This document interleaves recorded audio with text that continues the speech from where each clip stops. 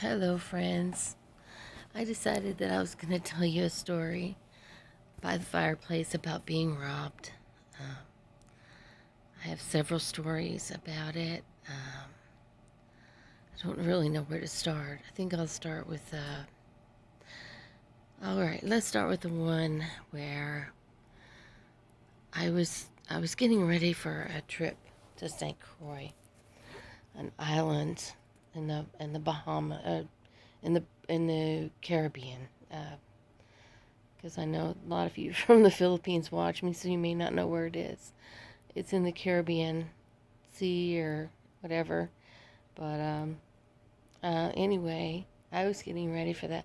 My sister, I had taken my dog Nicholas. He was a Sheltie, and I had taken my dog to the shelter, and I had taken my sister. I was getting ready to. Actually, I was making her lasagna because she didn't. I always fed her. After we lived together, I got my own place, and she didn't. She didn't cook. So anyway, I made her lasagna. While I was making her lasagna, um, uh, I noticed I was in the kitchen, and my apartment had a one bedroom and it had a living room, and they were both like next to each other, and they both had, I don't know, windows. My living room had a sliding glass door, and my bedroom had a window, and my kitchen was back from it, back from the living room with a like a bar in between kind of thing. Well, I was in the kitchen and I was making lasagna for my sister to take, you know, while I was gone. And I'd be gone for 2 or 3 weeks. And I was talking on the phone to my dive buddy, who was my boyfriend at the time. And we were going to go diving St. Croix for 2 weeks. Planned, but ended up 3 weeks because of a hurricane. That's another story.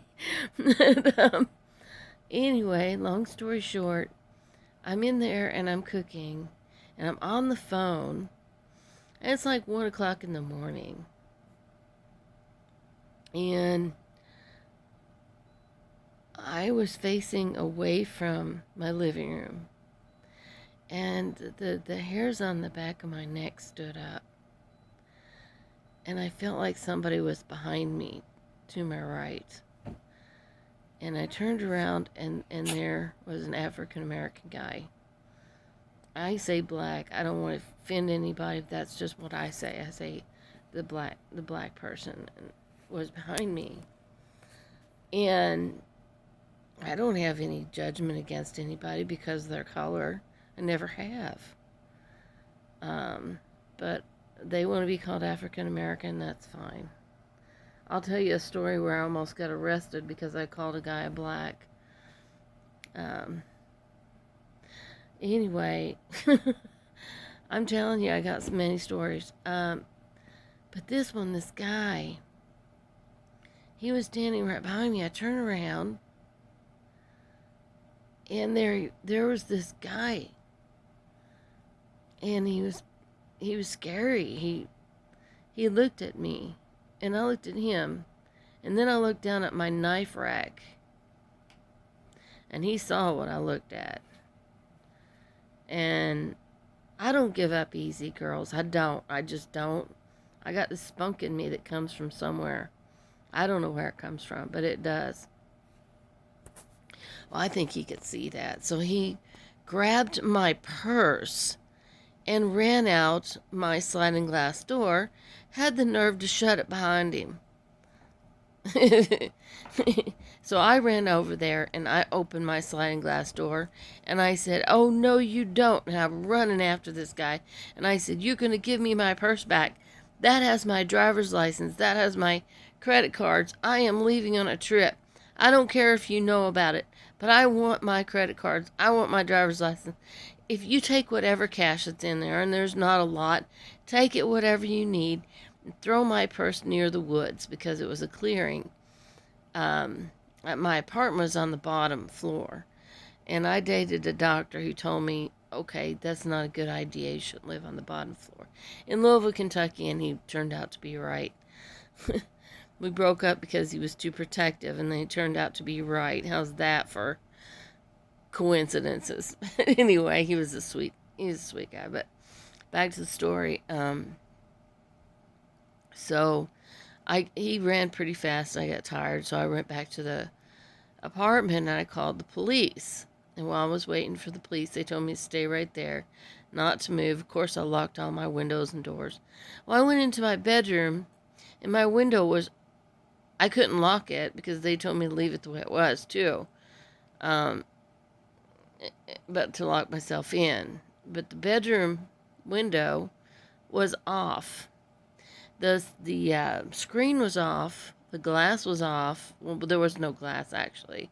Because I had my windows open. It was nice 70-degree evening, so I always liked to open my windows and lighting the fire, and you know how it is. I mean, I really wasn't paying attention like I should have. But I then noticed that my closet door, so my window to my bedroom was wide open. No protection. Then I went to my bedroom closet, and this still freaks me out as I say, but it was open. All my dresses and shirts were like slung to the side. Like there was a guy standing inside, had to be. He pushed them all aside and he was waiting for me in the closet. I mean, it was obvious he was hiding in my closet. I was on the phone and I heard noises. I kept hearing noises in my bedroom. And I'd go in there and I'd see nothing. Apparently, he was hiding in my closet. Oh my God. So, come to find out, the police got there and he had stolen my tanzanite rings, which was a shame because the stones were beautiful. They were perfect stones. And he probably sold them to I don't know, one shop. Just, they just sell it for the gold, and the stone was worth a fortune. And the pawn shops, they don't care about that. But that wasn't the worst part. The worst part was that he was hiding in my closet, and the police told me that he was a rapist, and that he was a serial rapist, hiding in closets and raping women and then stealing from them. But the problem was I was on the phone for 2 hours making plans. It was his problem, not my problem. But I was on the phone so long he got tired, came into the living room, so he went out of his pattern. Came into the living room, took my purse, went outside glass door. Well, they did find my purse alongside the woods, like I told him to throw it. And it did have my wallet, my credit cards, but it took whatever little bit of cash I had. I don't know, $50 maybe. I don't take a lot when I go on vacation. Just use your credit cards mostly. But, and so they found all that. But, yeah, he was in my closet waiting to rape me. This guy, this African American guy. And they didn't find him. They found my purse. And, of course, I went ahead and went on my vacation. When I came back, I'll tell you about my vacation another trip, on another video. But when I came back, I had talked to my neighbor. And I actually didn't even know I had a neighbor. She didn't, on her sliding glass door porch, we were up against the woods, and she didn't have any chairs out. It was always closed up. Her windows were always closed. Her blinds were closed. Everything was closed. Well, I happened to run into her one day, and she was pregnant. And she was African American, beautiful African American woman. And she's very, very pregnant.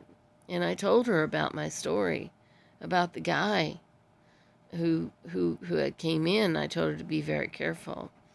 And she said, well, he came out of her closet and raped her, and that's why she's pregnant. She just came out and told me that. And she said that she was going to have her baby put up for adoption. because she couldn't stand the idea of having a baby and it being out of violence like that. So I guess me being on the phone talking so long saved me from being raped. So I'm grateful for that. And the police told me not to stand up to a guy and take off running after him again.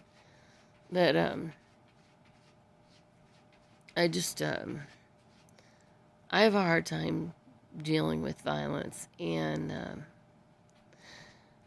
I felt for my neighbor. I gave her a big hug, and we became friends. And I told the apartment building, I said, I don't feel safe. And I told my neighbor, too. I said, we're going to move to the second floor, and we're going to get away from this area where it's not safe. So they said, we don't have a second floor available, blah, blah, blah, blah, blah. And I said, oh, yes, you do, or I'm going to sue you, because she got raped and I almost got raped because of you. There's no safety. There's no lights back there. I said, you're going to put us in a second floor apartment, and you're going to do it now. Guess what? We got second floor apartments with fireplaces. They were upgraded. They had them available. They were more expensive, but they weren't going to charge us extra because there was no way I was going to put up with that. Because I worked at a law firm, and they didn't want to mess with me. Nobody wants to mess with me, so they didn't. So anyway, that's my story about getting broken into in my apartment. I did go on my trip. I forgot all about it. Yeah, so... And also, I want to tell you another story. I was at, me and my fourth husband were at an art show. And I spent every penny that I had, like I always do at the art show, right? Well, we didn't remember where we parked. So he's upset. He's mad. He's like throwing a fit. I'm like, I don't care. You go find it. You go find the car. I'll stay here. It was a bar. Like I said, I'll stay outside the bar and you just, go find the car. I'll be right here. Well, I feel this thing in my ribs. I turn around and here's this black African American guy with a gun in my side. All this happened in Louisville, Kentucky. Very high crime rate. So that was Davy jumping across. So I've got this gun in my side, and my husband was really mean to me. And I said, you know what? Go ahead. Take my purse. Go ahead. Shoot me if you want. I don't care. I've had it. I've totally had it. I'm calling his bluff, basically. And he goes, what do you mean? I said, there's no money in my purse. I said, just give me my wallet, give me my credit cards, give me my ID, because it cost a lot of money to get that stuff back. And I said, I am not going to do this. And he's, give me your purse. So I finally gave him my purse. And I said, you know what? You should rob people you shouldn't rob them after the show. You should rob them before a show. Because that's when people have money in their purse. I said, you're not doing this right. You're I said, why are you doing this in the first place? Why don't you get a job? I mean, what I don't understand, And I said, first of all, guy, can we just make friends and talk, You can have my purse, fine. But let's just go in here. And I started talking to him, and I said, where are you from? And really nice talking to him. I'm like, where are you from? What are you doing? Like, do you have any kids? And then I tell him about my life. And finally the gun starts coming out of my side, and I'm talking to him. And I'm like, you should do this and do that, about robbing people. I'm giving him tips, basically. don't rob somebody after a show when it's closed down, you know. So so I'm like giving him tips, and he's like, "Hey, you know what? We should go have a drink. When we go have a drink," I'm like, "It's fine. So let's go into this bar next to us." I said, "Yeah, let's do that." I said, "I'll buy you a drink." So we went in, we sat down, and we're talking and stuff, and the guy gives us a couple drinks, couple beers, and the guy says, you know, he wants the money, and I said, I can't pay till he gives me back my purse. And the guy, he's like, what are you talking? I said, he took my purse outside, and so the guy gave me back my purse, and we laughed. He said, that was a dirty trick. And I said, well, I needed my purse back, dude. You weren't giving it back to me. I need my ID. I need my credit card. You're not gonna do that to me. I don't let anybody take my purse. And I told him about the guy who was in my apartment. And he's like, well, you're definitely not the right person to rob. And I told him he needed to get a different way of living and stuff. So yeah, I got my purse back, and well, let's just leave it at that. We were talking, and I got to walk out of there with my life, and he was a nice guy in the end. Not gonna say what he did after that, I don't know, but um, uh, my husband found the car. He was very unhappy. I told him my story, and he was very mean about it, because he was very unhappy that he had to search for the car. So that's another story altogether. But I was very scared. But I got my purse back. So yeah, there's a time too in Chicago. This guy jumped out of the bushes, and me and Shirley were in Grant Park in Chicago when I lived there. And he wanted our purses, and I'm like, dude, because I could tell he was a hippie, pot smoking hippie. So I'm like, dude, you got any pot? He's like, yeah, man. I said, can we have some? Because I'll give you my purse, but I need to smoke some weed, dude. So he walked us over to their pad or whatever it was, like a blanket on the ground, a bunch of hippies around it. And I'm smoking weed, and Shirley sitting back there going, shaking her head no, freaking out. And I'm like, Shirley, calm down. It's no biggie. So, yeah, we left with our purses. We sure did. Because I distracted him, you know? And I can't think of another time I got robbed. Oh, yeah. I got robbed in Florida. I was getting gas, and my purse was sitting on the passenger seat of the car. And this guy comes along and grabs it. Well, they found it, but, you know, it was stripped of my money. I had just gotten cash. I just got paid. I got cash because it was my first place to live in Florida. And they wouldn't take a check, so I had to pay him cash. FP&L, I think, Florida Power and Light. And I had to pay him cash, and I had all this cash in my purse, like $200. The guy stole it. So I had to live a month without electricity because of that. So I did get my purse back, but it felt so dirty. I had to go buy another purse at the Goodwill. I just felt like I had been violated, you know. That was the first time I had ever gotten robbed. But that was when I got my spunk. I'm like, no more. I'm not going to let this happen to me anymore. Especially then without electricity. That builds up a lot of energy inside your body.